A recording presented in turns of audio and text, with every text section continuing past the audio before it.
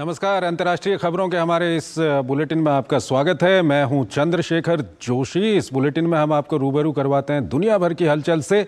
तो आइए शुरुआत करते हैं और सबसे पहले देखते हैं अंतर्राष्ट्रीय सुर्खियां। इजरायली प्रधानमंत्री का ईरान और आतंकी संगठन हिजबुल्लाह को सीधा संदेश, कहा सीमा पर न लें हमारी धैर्य की परीक्षा। नेतन्याहू ने नेसेट को किया संबोधित, कहा गजा पर विजय में लगेगा कुछ वक्त।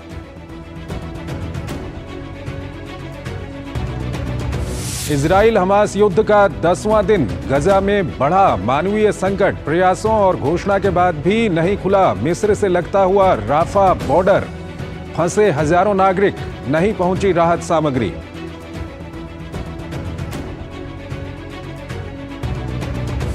गजा पर इजराइल के हमले अनवरत जारी। लेबनान सीमा पर एहतियातन खाली कराई 28 बस्तियां। अमेरिका ने अपने नागरिकों को साइप्रस के रास्ते निकालना किया शुरू।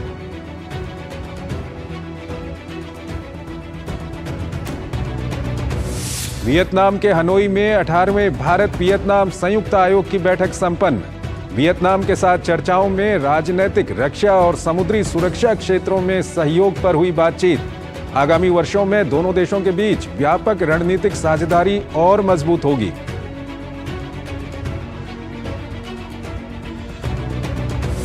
डैनियल नोबोआ बने इक्वाडोर के नए राष्ट्रपति। देश की कमजोर अर्थव्यवस्था और बढ़ते अपराध पर अंकुश को बताया प्राथमिकता। पारंपरिक राजनीति से हटकर काम करने का दिया संकेत।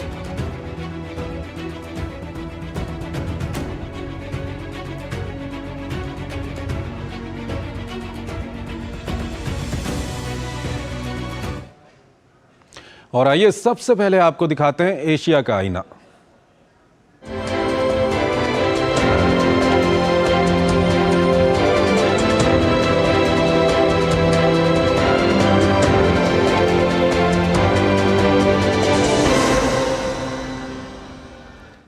आज 10वें दिन भी इजराइल और हमास के बीच हवाई हमले जारी रहे।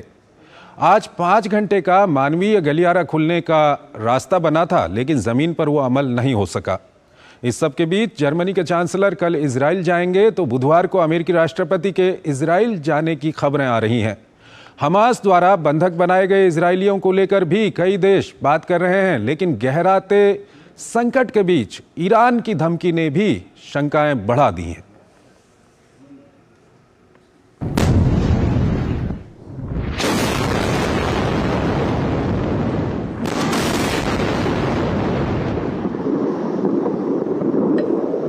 इजराइल हमास के बीच जारी युद्ध को 10 दिन बीत चुके हैं। इस बीच मीडिया रिपोर्ट के मुताबिक इजराइल के सैनिकों ने वेस्ट बैंक यरूशलेम से तकरीबन 70 लोगों को हिरासत में लिया है।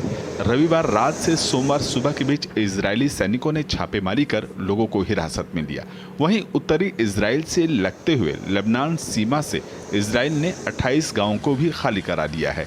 इजरायली सेना ने चेतावनी दी है कि अगर हिजबुल्लाह कोई गलती करेगा तो उसे अंजाम भुगतना होगा। वहीं इजराइल ने हिजबुल्लाह को उकसाने के पीछे ईरान का हाथ बताया है।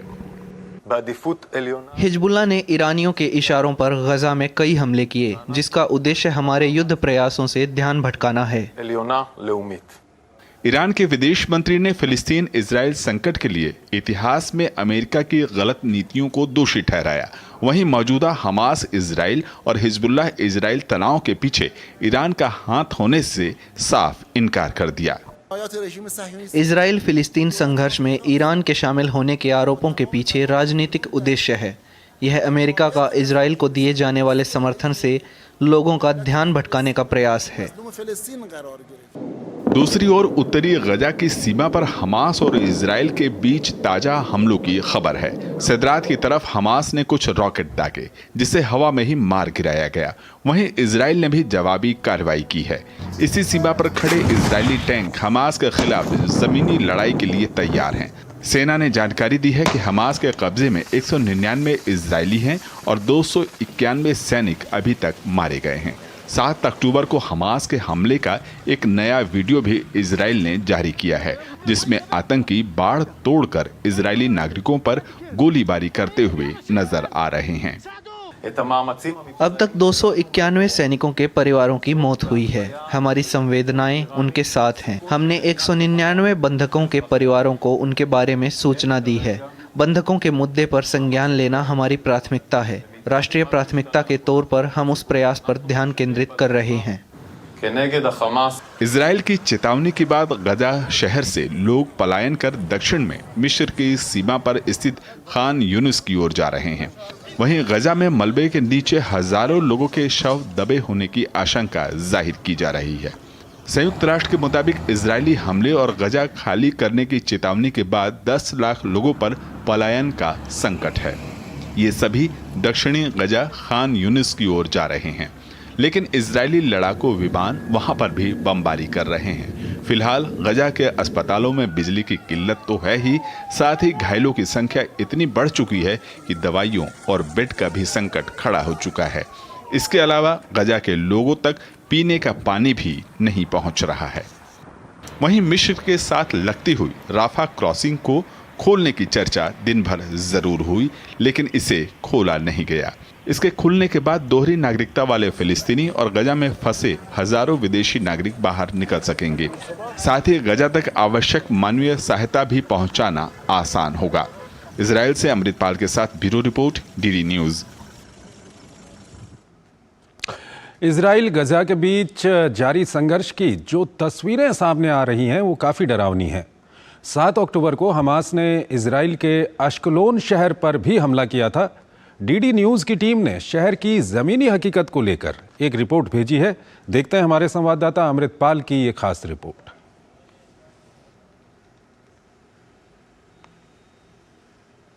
युद्ध की स्थिति दिनों दिन गंभीर होती जा रही है, जहां इजरायल लगातार अपने टारगेट्स पे अटैक कर रहा है। गाजा में वहां सिविलियंस की भी उसमें मौतें हो रही हैं। फिगर्स करीब 3000 मौतों के आसपास पहुंच गए हैं। 10,000 लोग घायल हुए हैं। वहीं हमास भी लगातार इजरायल पर रॉकेट अटैक्स करता जा रहा है। मैं इस वक्त एक छोटे सा शहर है एश्कलोन, जो गाजा के बॉर्डर के बहुत नजदीक है, वहां एक हॉस्पिटल में खड़ा हूं। मैं आपको ये मंजर दिखा पाऊं अगर कि किस तरह इनके रॉकेट अटैक्स में ये हॉस्पिटल पे में तबाही हुई है। इस तरह के करीब 50 रॉकेट्स पूरे इजराइल में हमास हर रोज दाग रहा है। ये खास करके ज्यादा प्रभावित जो एरियाज हैं वो बॉर्डर के पास हैं, इजराइल गाजा बॉर्डर के पास है, पर दूर जगहें जैसे Tel Aviv, Ben Gurion airport राजधानी में, वो भी रॉकेट अटैक के फायर के अंडर आया है। हालांकि इजराइल की जो आयरन डोम सिस्टम है वो ज्यादातर रॉकेट्स को अब न्यूट्रलाइज करने में कामयाब हो रही है, पर ऐसे अटैक्स भी हो रहे हैं जहां बिल्डिंग्स को, जान माल को नुकसान हो रहा है। तो क्लियरली लड़ाई और युद्ध इस स्तर पर है जहां दोनों साइड्स ने मैक्सिमलिस्ट पोजीशंस ली हैं और सबसे बड़ा नुकसान सिविलियंस को हो रहा है। मैं इस वक्त गाजा पट्टी के बहुत नजदीक दक्षिण इजराइल में हूं। ये जो आप मेरे पीछे समुद्र देख रहे हैं, ये ईस्ट मेडिटेरेनियन सी है। इसी के रास्ते पिछले सैटरडे को, शनिवार को, हमास के जो मिलिटेंट्स थे वो लैंड के रास्ते आए, सी के रास्ते आए, अपनी बोट्स पर आए और यहां पर आकर इन्होंने जो तबाही मचाई और जो अटैक्स किए वो हम सब जानते हैं। और अभी भी इजरायली फोर्सेस ने इस सी को कंप्लीटली, आप देख सकते हैं कोई यहां नहीं है, उन लोगों को हटा दिया गया है और इस पूरे जो कोस्ट लाइन है इस पर अपनी तैनाती बढ़ा दी है। Israeli defence forces, Israeli navy लगातार पीछे बोट से इसकी पेट्रोलिंग कर रहे हैं, क्योंकि इनको आशंका है कि हमास के जो मिलिटेंट्स हैं वो दोबारा अटैक्स करने की कोशिश कर सकते हैं, खास करके जब तक ये युद्ध चल रहा है। और पहले यहां पर लोग अक्सर पार्टी करते थे, इस बीच पर वॉक करने के लिए आते थे, सैर करने के लिए आते थे, पर अब ये जगह बिल्कुल खाली करवा ली गई है। कैमरामैन सत्य प्रकाश दुबे के साथ Amritpal Singh, DD News, Ashkelon, Israel. और आइए आपको इजराइल लिए चलते हैं। हमारे संवाददाता अमृतपाल सिंह हमारे साथ जुड़ रहे हैं, उनसे बातचीत करेंगे। अमृतपाल, एक तरफ इजराइल है, दूसरी तरफ हमास के मिलिटेंट हैं, और इस वक्त जब आप और हम बातचीत कर रहे हैं तो क्या कुछ हालात बने हुए हैं? हालात देखिए काफ़ी ख़राब है। आज 10वां दिन ख़त्म हो रहा है और लगातार Israeli air force, Israeli artillery fire हो रही है वहाँ पर। तभी आप कैजुअलिटीज़, आज का फिगर जो लेटेस्ट फिगर है वो 3000 के ऊपर क्रॉस कर गया है। जो डेड का गाज़ा स्ट्रिप की मैं बात कर रहा हूँ, 10,000 से 12,000 लोग जो इंजर्ड हुए हैं, कि हलाक हुए हैं। तो फिगर्स लगातार फायरिंग हो रही है। उधर हमास भी हट नहीं रहा, वो भी लगातार इन पे रॉकेट दाग रहा है। तो लड़ाई बिल्कुल अरूज पे है। दोनों ही साइड मैक्सिमलिस्ट पोजीशंस ली हुई हैं। डिप्लोमेसी की एफर्ट्स चल रही हैं। आज एंटनी ब्लिंकन जो अमेरिकी विदेश मंत्री हैं वो यहाँ थे। वो कायरो भी गए थे, इससे पहले बहरीन गए थे, जॉर्डन गए थे, सऊदी गए थे। सभी जो एक्टर्स हैं उनसे मिले, उनसे इन्होंने बातचीत की। लेबनान गए थे। तो वो सब इन्होंने वो कूटनीतिक जो प्रयास हैं वो हो रहे हैं, पर अभी उसका कोई ज़्यादा फल इस हिसाब से कि ये युद्ध रुके वैसा दिखता नहीं दिख रहा है। थोड़ा राफा बॉर्डर की क्रॉसिंग ठीक है, वो निगोशिएट कर पाए हैं, उस पर भी अभी बड़ी टेंटेटिव विंडो सी है। उसमें आज कुछ ह्यूमैनिटेरियन एड स्टार्ट हुई, पर फिर इजराइल ने रॉकेट दाग दिए वहाँ। तो वो भी बड़ी मुश्किल और बड़ी फ्लिमजी सी अग्रीमेंट है। उसको कितनी देर तक वो किया जाएगा। और अमेरिका का देखें, इसमें एक सबसे इम्पॉर्टेंट इंटरेस्ट ये है कि उनके पास जो हॉस्टेजेस हैं उसमें कहा जा रहा है कि अमेरिकी नागरिक भी हैं। तो फॉरेन नेशनल्स वो अपने नागरिक बाहर निकालें, और उसके बाद इजराइल उनकी कितनी मानेगा कितनी नहीं मानेगा, ये बड़ा सवाल है। तो इस वक्त स्थिति काफ़ी ज़्यादा गंभीर है और इससे भी और वर्सन हो सकती है, क्योंकि बॉर्डर पे, गाज़ा के लैंड बॉर्डर पे, मैं वहाँ था गाज़ा बॉर्डर्स पे सारा दिन, कल भी आज भी।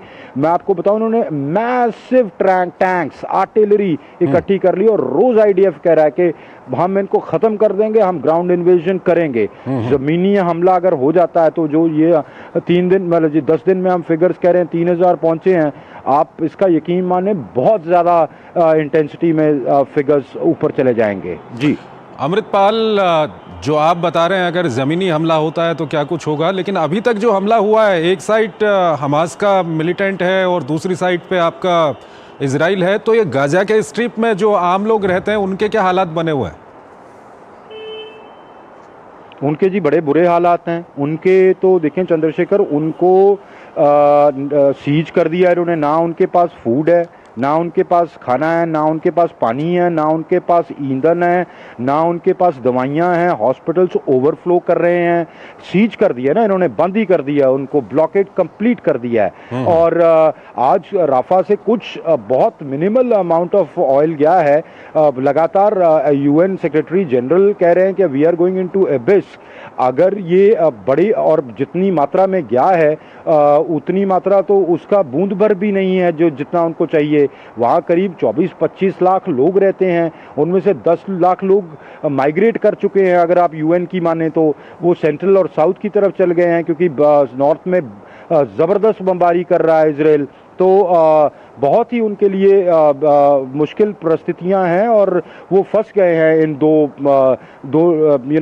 हाथियों की। जैसे वो कहते हैं ना जी, जंग होती तो फिर उसमें जो दूसरे घास वास तो वैसे ही मिट जाता, तो वो तो बेचारे घास बने हुए हैं।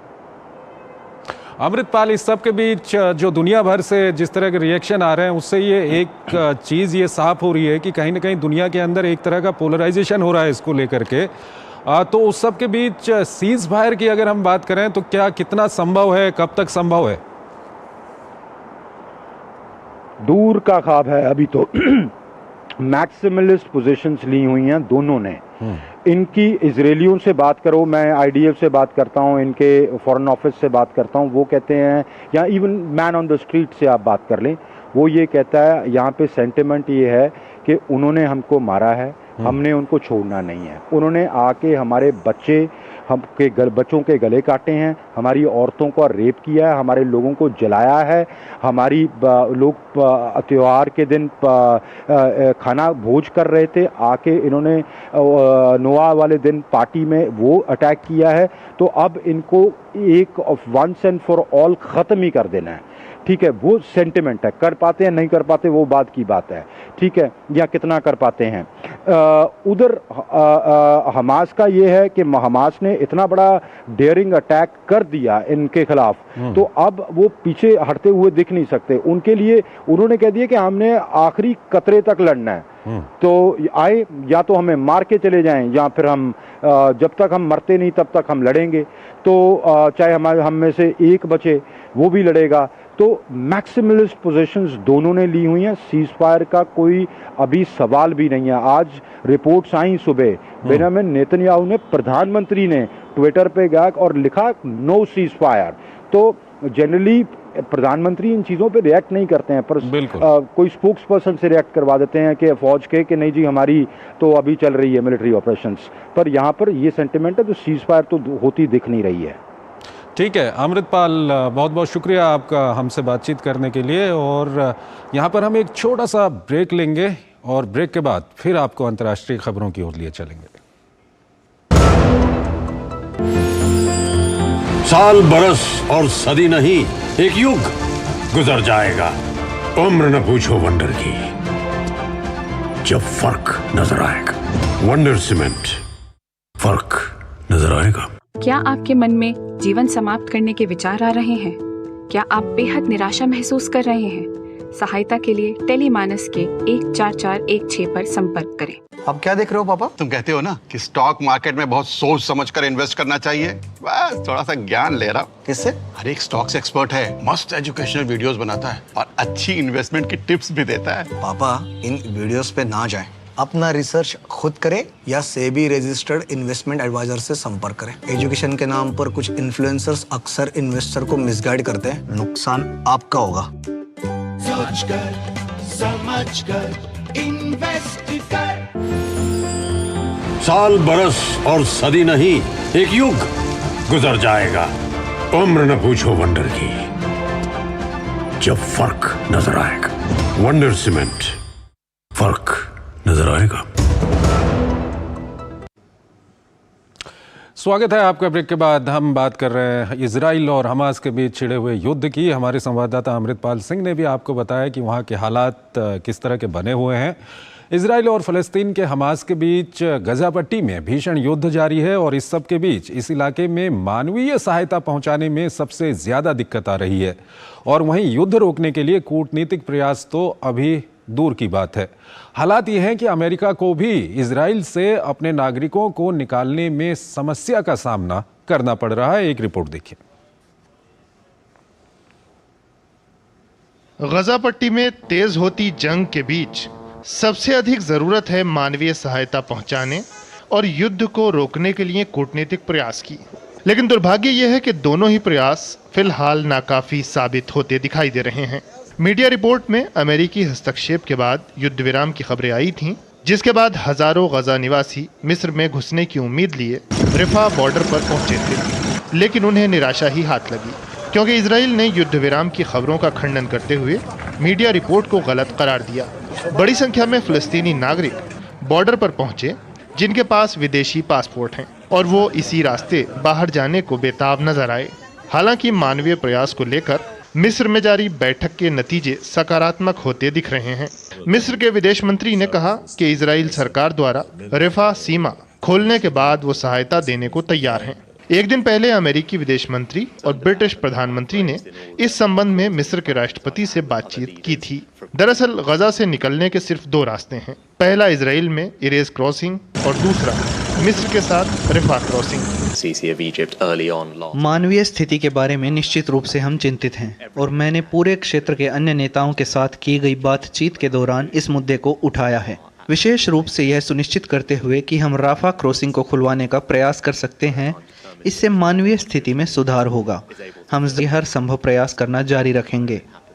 गजा में मानवीय सहायता की अनुमति दी जानी चाहिए, क्योंकि जो महिलाएं, पुरुष और बच्चे हमास के अपराधों के लिए जिम्मेदार नहीं हैं, उन्हें इस तरह से पीड़ित होने देना अस्वीकार्य है। हमने जगह की तलाश कर ली है। मिस्र ने गजा में लोगों के लिए बहुत सारी सामग्री को एकत्र किया है। जल्द ही राफा के रास्ते लोगों को निकाला जाएगा। हम संयुक्त राष्ट्र, मिस्र, इजराइल और अन्य लोगों के साथ मिलकर एक ऐसा तंत्र स्थापित कर रहे हैं जिसके जरिए सहायता प्राप्त की जा सके।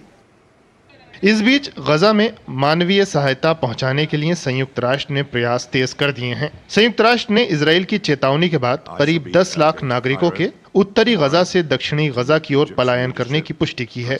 संयुक्त राष्ट्र ने गजा में मानवीय सहायता के साथ साथ हमास द्वारा इजरायली बंधकों की रिहाई की भी अपील की है।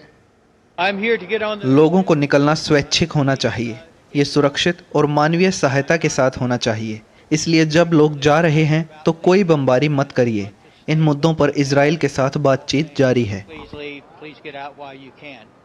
बहरहाल अमेरिका इजराइल में फंसे अपने नागरिकों को साइप्रस के रास्ते निकालने के प्रयास तेज कर चुका है।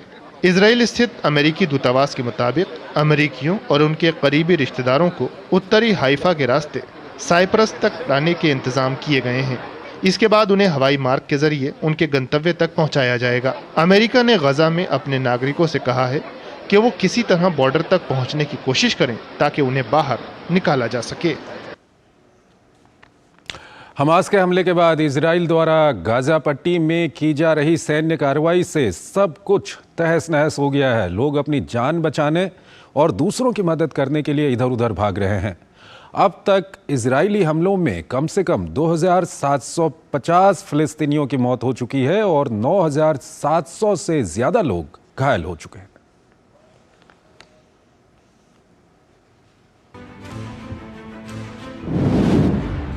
विदेश मंत्री डॉक्टर एस जयशंकर ने वियतनाम में अपने समकक्ष बुई थान सोन के साथ भारत वियतनाम संयुक्त आयोग की 18वीं बैठक की सह अध्यक्षता की।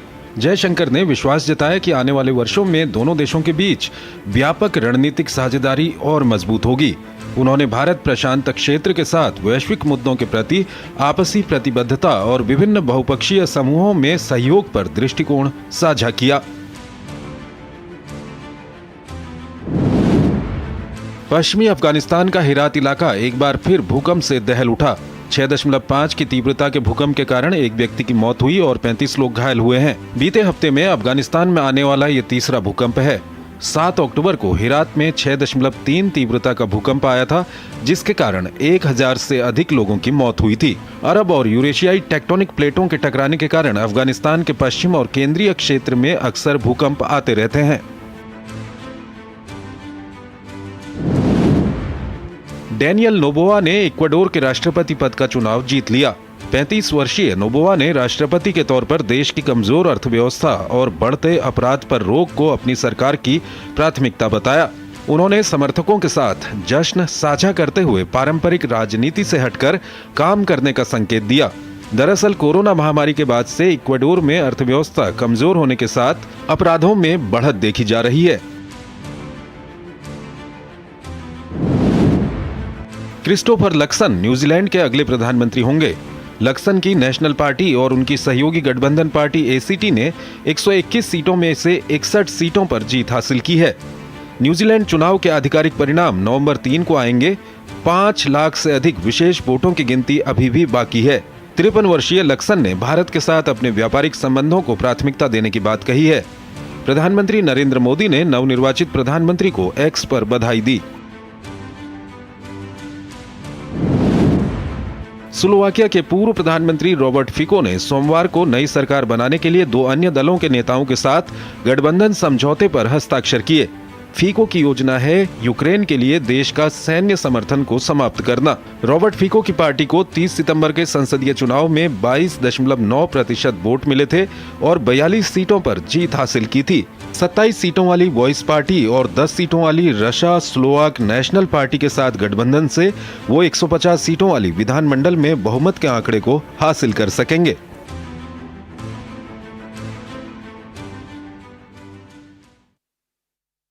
इजराइल गजा युद्ध के अलावा कुछ और प्रमुख अंतर्राष्ट्रीय खबरें हमने आपको दिखाई। एक छोटा सा ब्रेक लेते हैं। साल, बरस और सदी नहीं, एक युग गुजर जाएगा।